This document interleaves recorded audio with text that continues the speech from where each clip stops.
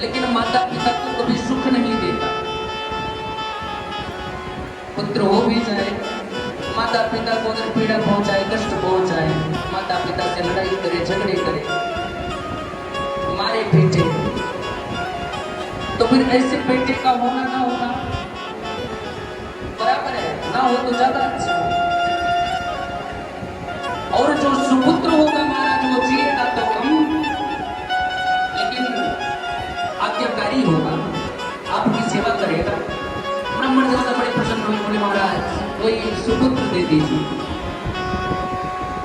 देवर्षि नारद ने कहा था, लेकिन अंतिम बात देवर्षि नारद वरदान देने के बाद बोले देखो जो सुपुत्र होगा वो सिर्फ 5 वर्ष जिएगा भी तो कितना, 5 वर्ष। ब्राह्मण देवता उस समय तो प्रसन्न हो गए, नहीं कम से कम बेटा तो हो जाएगा, एक बार कोप तो नहीं हो जाएगा।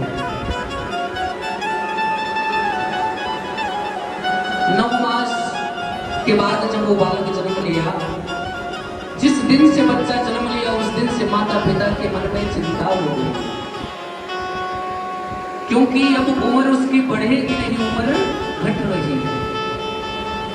हम आपके यहाँ जब बालक जन्म लेता है तो कहते तो है कि बच्चा बड़ा हो रहा है, लेकिन सत्यता ये है कि उसकी वो उम्र छोटी हो रही है, क्योंकि हमारे आने का समय और जाने का समय पहले से सुनिश्चित होता है। हम आपको ये जो श्वासें हैं ना, ये गिनती की श्वासें मिली हैं। अब ऐसा नहीं है कि हम 10 साल ज्यादा श्वसन कर लेंगे, जितनी श्वासें हमें मिली हैं उतने में ही जीवन बिताना है। योग से उम्र बढ़ती हुई है, क्योंकि ये श्वासें गिनती की मिली हैं। अब इनको जितने जल्दी आप श्वसन कर लो उतनी जल्दी मृत्यु हो जाएगी। और जो संत लोग ज्यादा दिनों तक जीवित रहते थे, वो साधना करते थे, अपने साधना की गति से श्वासों की गति को रोक देते थे, तो उनकी श्वासें संचित रहती थी, फिर उनका श्वसन वो बाद में करते थे। जिससे हम लोग कहते हैं ना, कोई संत थे वो तो 200 वर्ष तक जिए, 1000 वर्ष तक जिए, तो वो योग करते थे। अब महाराज वो ब्राह्मण बालक कद तो बढ़ता गया, लेकिन उम्र कम होती गई। 4 साल बीता, 4 साल 11 महीने बीत गए, उसके जीवन का अंतिम मास चल रहा है। माता पिता को अत्यंत ही चिंता हुई। 1 मास शेष रह गया, फिर देवर्षि नारद आए, नारायण नारायण करते हुए। देवर्षि नारद ने हाल चाल पूछा, ब्राह्मण देवता क्या हाल है?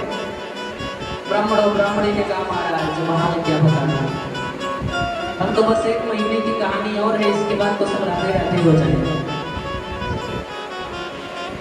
नारद जी ने कहा, कोई बात नहीं, आप एक काम और करो। बोले क्या? बोले जो भी आए, जो भी सामने दिख जाए उससे प्रणाम करवाओ, क्योंकि आशीर्वाद से भी उम्र बढ़ती है। ब्राह्मण देवता ब्राह्मणी जो भी आए उस मार्ग से सबको प्रणाम कराए, संत हो असंत हो, सब लोगों ने उनको आशीर्वाद दिया। 4 वर्ष 11 महीने 27 दिन बीत गया, 3 दिन उसके जीवन का शेष रहा। एक बार सनकादि ऋषि आए, ब्रह्मा जी के 4 मानस पुत्र, सनत सनातन सनातन और सनत कुमार, पृथ्वी लोक पर भ्रमण कर रहे थे। ब्राह्मण देवता ने देखा कि सनकादि ऋषि आ रहे हैं, साष्टांग दंडवत प्रणाम। ऋषियों ने आशीर्वाद दिया कि पुत्र दीर्घायु भव। अब संतों ने तो कह दिया दीर्घायु को, ब्राह्मण देवता हाथ जोड़कर खड़े बोले, महाराज दीर्घायु क्या होगा? ये इसकी कहानी बस 3 दिन की है, 3 दिन में ये शेष हो जाएगा। अब वो संत भी बड़े विस्मय में पड़े कि अब या तो संत का वचन झूठा या विधि का विधान झूठा। सनकादि ऋषि सोचने लगे कि अच्छे मुसीबत में पड़ गए अनावश्यक आशीर्वाद देकर। और संत जो कहते तो वो कहते वो भी ब्रह्मा जी के पुत्र। सनकादिक ऋषियों ने कहा कि काम करो कि इस बालक को आप हमें दे दो। 3 दिन तो बचे हैं ना, 3 दिन बाद तो जाएगा ही, तो कम से कम 3 दिन इसे सत्संग कराओ, संतों के साथ रहेगा तो अगला जन्म अच्छा पाएगा। ब्राह्मणी देवता ने कहा, बोले ठीक है महाराज ले जाओ। सनकादिक ऋषियों के साथ भजन करते करते पहुंचे ब्रह्मा जी के पास। ब्रह्मा जी को प्रणाम कराया। ब्रह्मा जी ने आशीर्वाद दिया चिरंजीवी भाव। विष्णु लोग पहुंचे श्रीमद नारायण के पास। 28वें दिन विष्णु भगवान ने आशीर्वाद दिया चिरंजीवी भाव।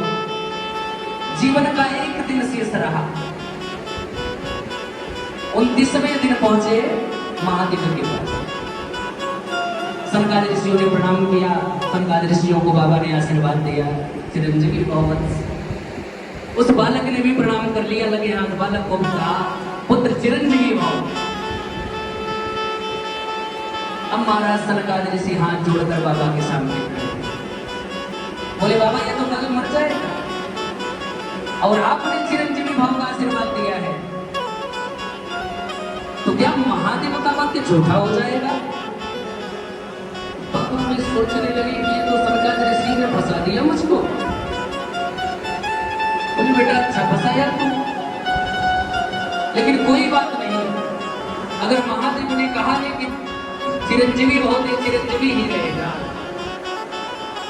एक काम करो इसको ले जाओ, इसके गले में एक रुद्राक्ष डालो, मस्तक पर त्रिपुंड और मुख पर महामृत्युंजय का मंत्र, और किसी शिवालय में बिठा दो। जब तक इसके मुखार बिंदु से महामृत्युंजय मंत्र चलता रहेगा रुद्राक्ष और त्रिपुंड के साथ, तब तक काली की हिम्मत नहीं है इसको छोड़े। महाराज सनकादिक ऋषि आए, ब्राह्मणी को बताया कि हमने अपना ऋण मुक्त कर दिया, अब काम है तुम्हारा, लेके जाओ इन्हें शिवालय में, गले में रुद्राक्ष पहनाओ, मस्तक पर त्रिपुंड लगाओ और महामृत्युंजय मंत्र का जाप करो। महाराज वो ब्राह्मणी गए शिवालय में। उसके जीवन का शेष समय, अंतिम दिन, शिवालय में बैठकर वो महामृत्युंजय का जाप कर रहा। इधर द्वार पर यमराज जी के दूत खड़े हैं कि कब ये महामृत्युंजय मंत्र इसका पूरा हो और हम इसे लेके जाएं। अब बाबा ने कहा था कि महामृत्युंजय बंद मत करना, वो मंत्रों का उच्चारण करता जाए। 2 दिन बीते, 4 दिन बीते, 10 दिन बीत गए। यमराज जी भी परेशान।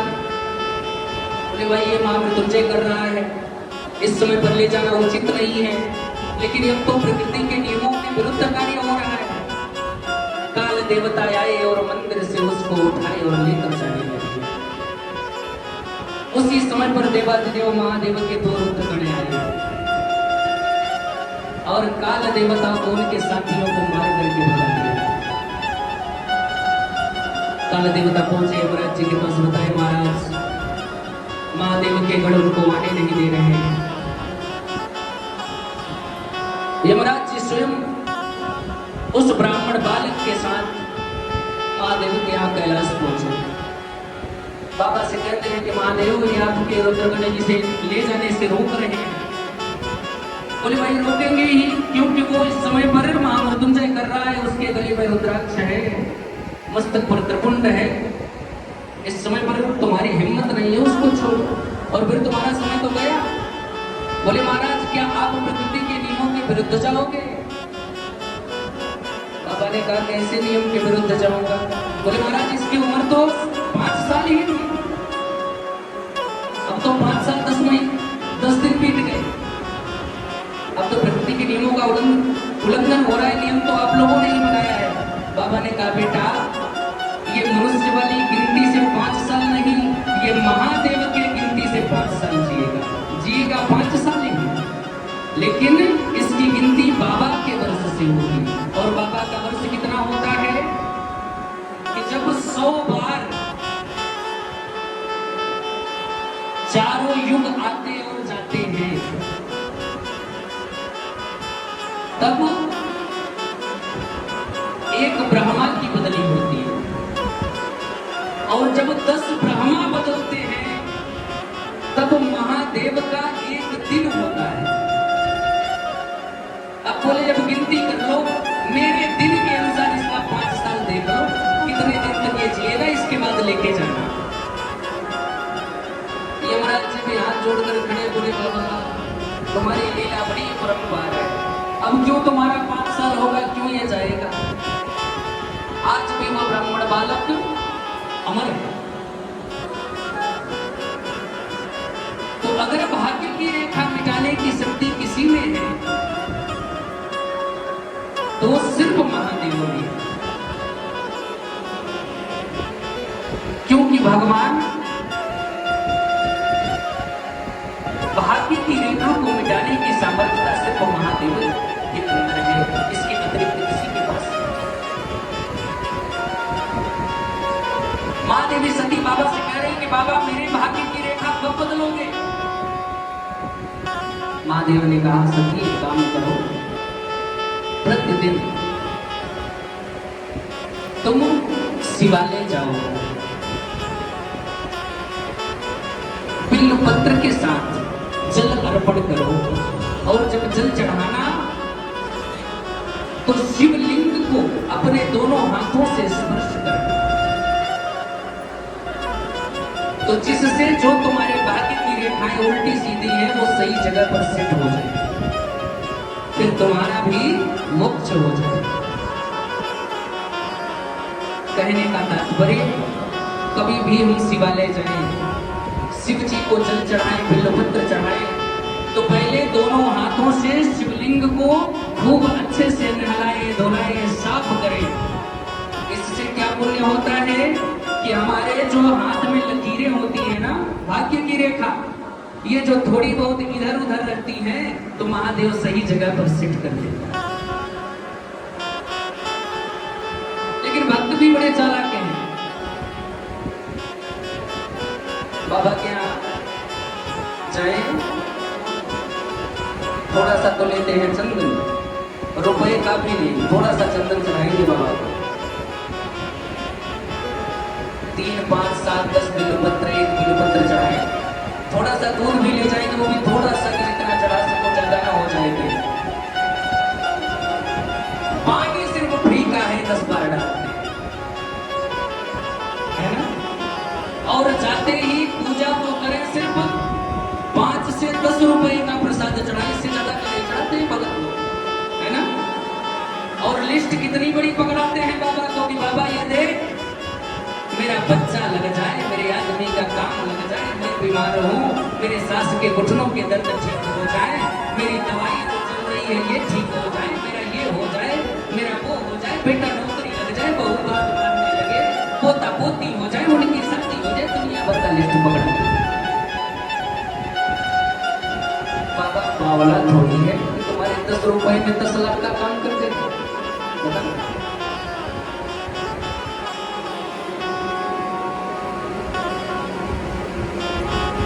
जाते तो है बाबा के पास पूजा करने, लेकिन मन में चिंता कहां की रहती है कि जल्दी जल्दी कर लो, घर भी चलना है, देर हो रहा है। जब घर पे रहे तो चिंता मंदिर की, मंदिर गए तो चिंता घर की हो गई। तो भावना जो रहेगी, जो भावना आपके अंदर लेकर आप पूजा करोगे, वही तो भावना आपको मिलेगी। कभी भी मंदिर जाओ तो अपनी आवश्यकता बाबा से मत बताओ कि बाबा मुझे जरूरत किस चीज की है, क्योंकि बाबा को सब पता है, उसको कोई भी चीज बताने की आवश्यकता नहीं है, वो सब जानता है। और निरंतर अगर प्रेम भाव से, सच्ची श्रद्धा से बाबा के प्रति समर्पित रहोगे, परमात्मा समर्पण मांगता है। और समर्पण आपका कितना होता है कि लोटा का पानी डाले, अपनी लिस्ट पकड़ाए, बाबा ये लिस्ट देख लेना, सामान लगा के रखना, कल फिर आएगी।